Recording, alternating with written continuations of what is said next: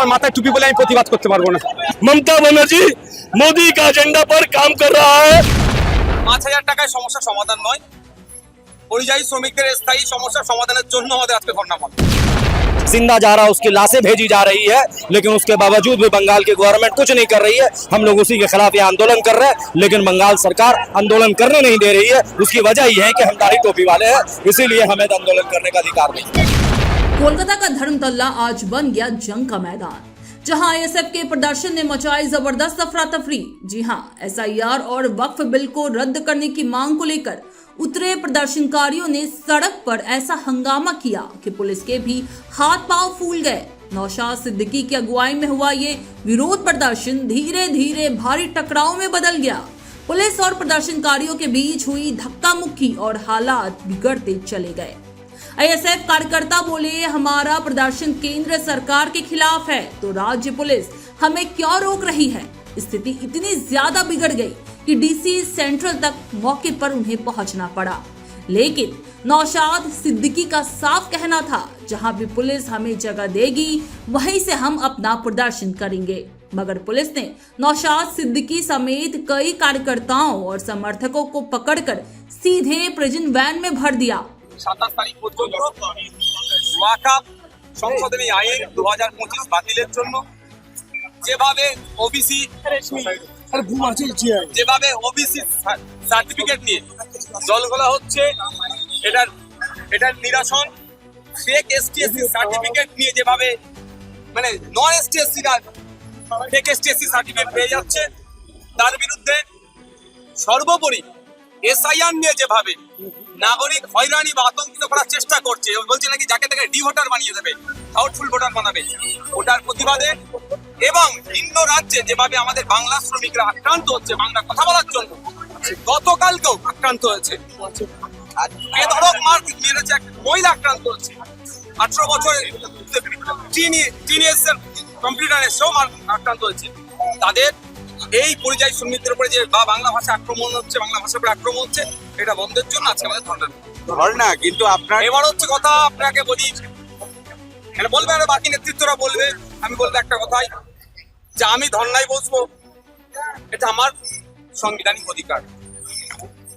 এটা আমাকে এখনো পর্যন্ত পুলিশের সাথে কোনো আলোচনা হয়নি। পুলিশের কর্তারা এসেছেন, আমাদের লিডারশিপে আপনারা বাইট নেবার পরে আমরা পুলিশ কর্তাদের সাথে কথা বলবো, তারা কি বলছে শুনবো, তারপরে আমরা পদক্ষেপ করবো। তবে আমরা ধর্ণা মঞ্চে যাবো। মুখ্যমন্ত্রী 5,000 টাকা করে দেওয়ার কথা বলছে পরিযায়ী শ্রমিকদের, কি বলবেন? দেখুন, 5,000 টাকায় সমস্যার সমাধান নয়, পরিযায়ী শ্রমিকদের স্থায়ী সমস্যার সমাধানের জন্য আমাদের আজকে ধর্ণা বন্ধ। আমরা চাই কর্মসংস্থানের বাংলায় তৈরি হোক। ওই যে 5,000 টাকায় কত কাটমানি চলে যাবে না চলে যাবে, অরিজিনাল কারা পাবে, আমরা দেখেছি আবাস যোজনা কি হয়েছিল। দিল্লিতে গিয়ে আন্দোলনের কথা বলেছিল, আপনারা কলকাতায় আন্দোলন করছেন ওয়াকফ সংশোধনী আইনের বিরুদ্ধে।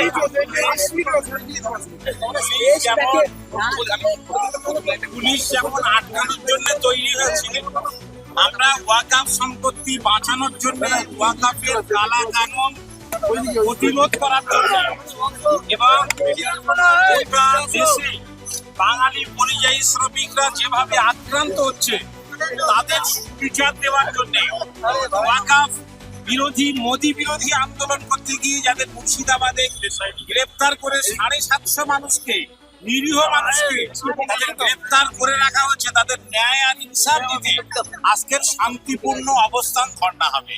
এই শান্তিপূর্ণ অবস্থান ধর্ণা করার অধিকার প্রত্যেকটা সংগঠনের আছে, প্রত্যেকটা রাজনৈতিক দলের আছে।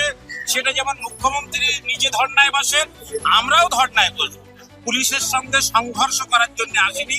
আশা করি পুলিশেরও যেমন আইনের ঊর্ধ্বে নয়, আমরাও আইনের ঊর্ধ্বে নয়, সবাই আইনকে সম্মান জানিয়ে আমরা লড়াই। চলো ঠিক আছে। দিল্লির ব্যাপারে আপনারা বলছিলেন দিল্লিতে আন্দোলন করার কথা, এই আইডিয়াটা মুখ্যমন্ত্রীর মস্তিষ্ক প্রসূত।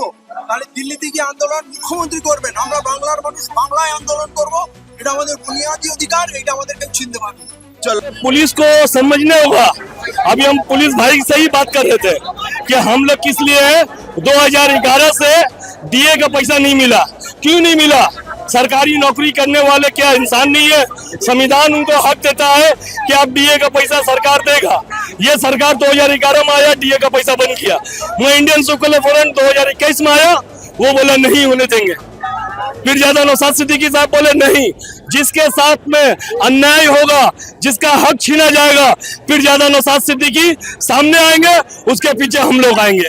यही आंदोलन है। संविधान के खिलाफ काला कानून नरेंद्र मोदी 2025 कानून बना दिया, मनमानी किया।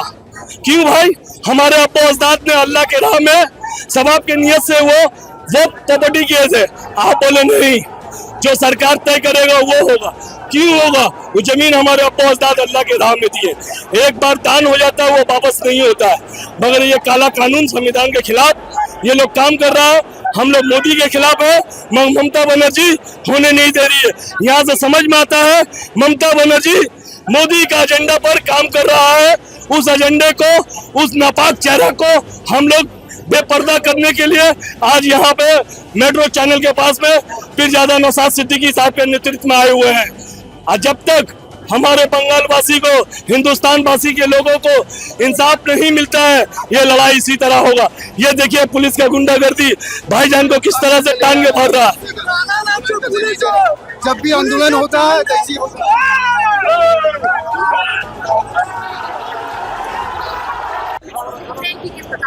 पुलिस गैर कानूनी काम कर रही है, गैर संवैधानिक काम कर रही है। हमारे आंदोलन को रोकने के लिए हम लोग रोना चाह रहे हैं। जो हमारे बंगाली श्रमिक के ऊपर दूसरे रियासत में, दूसरे स्टेट में जो अत्याचार हो रहा है, उसके लिए हम लोग यहाँ आंदोलन करना चाह रहे हैं। डी वोटर किया जा रहा है, जिसमें हिंदू मुस्लिम सबका डी वोटर करने का जो चक्रांत तो सेंट्रल गवर्नमेंट कर रहा, हम उसके लिए आंदोलन कर रहे हैं।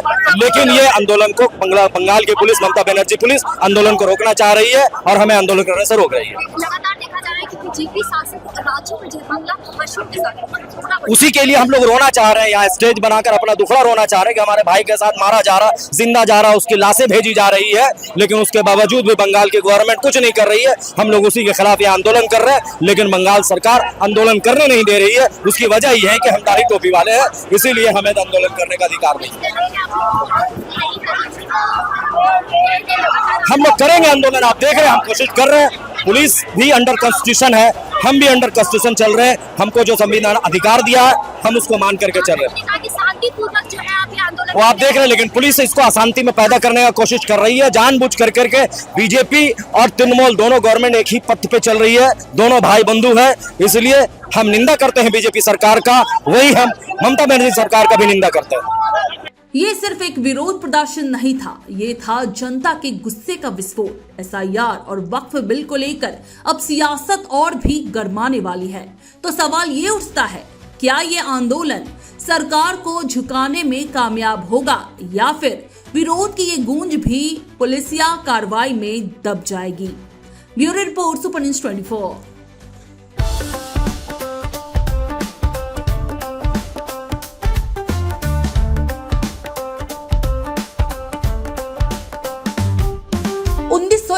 से चलती आ रही है एक कहानी, स्वाद की, परंपरा की और भरोसे की। शिराज गोल्डन रेस्टोरेंट, मलिक बाजार, कोलकाता। ये सिर्फ एक रेस्टोरेंट नहीं, बल्कि एक एहसास है, जहां बिरयानी में इतिहास की खुशबू है और मटन चाप में रूह बसती है। शिराज की बिरयानी मसालों से नहीं, मोहब्बत से बनती है। 3 पीढ़ियों की विरासत, दादा से पिता और अब बेटे तक। इसकी 5 शाखाएं हैं, वीआईपी बाजार, अजय नगर, सॉल्ट लेक, चिनार पार्क और दिल में बसने वाला मलिक बाजार। अब मलिक बाजार शाखा बर्थडे सेलिब्रेशन के लिए भी उपलब्ध है।